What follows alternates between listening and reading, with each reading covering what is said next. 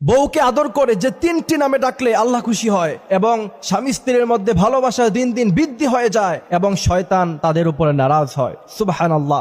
বউকে আদর করে এই তিনটি নামে সবসময় ডাকবেন। আল্লাহ রাসূল সাল্লাল্লাহু আলাইহি ওয়াসাল্লাম আম্মা জানা আয়েশা রাদিয়াল্লাহু তাআলা আনহাকে এই তিনটি নামে তিনি কিন্তু ডাকতেন। আমার ভাইরা, আজকে বিয়ে হওয়ার পরে মডার্ন যুগ, স্ত্রীকে জান বলে ডাকে, তারপর আর কি যেন বেবি বলে ডাকে, অথচ আল্লাহ রাসূল সাল্লাল্লাহু আলাইহি ওয়াসাল্লাম একজন স্বামী হিসাবে ছিলেন সবচাইতে ভালো স্বামী। আম্মা জান আয়েশা রাদিয়াল্লাহু তাআলা আনহা বলতেন, আল্লাহ রাসূল সাল্লাল্লাহু আলাইহি ওয়াসাল্লাম আমাদেরকে যে ভালোবাসা, যে মহব্বত দিয়েছেন, পৃথিবীর কোন স্বামী তার স্ত্রীকে এত বেশি ভালোবাসতে পারে বলে আমার কাছে মনে হয় না। আম্মা জান আয়েশা রাদিয়াল্লাহু তাআলা আনহা বলছেন, আল্লাহ রাসূল সাল্লাল্লাহু আলাইহি ওয়াসাল্লাম আমাকে প্রথমে ডাকতেন হুমায়রা বলে। হুমায়রা শব্দের অর্থ হচ্ছে লাল ধরনের একটা দামি পাখি। দ্বিতীয় নম্বরে আপনি চাইলে আপনার স্ত্রীকে তার বাবার নাম ধরে ইবনাতুন শব্দ লাগিয়ে আপনি আপনার স্ত্রীকে ডাকতে পারেন। তৃতীয় নম্বরে আল্লাহ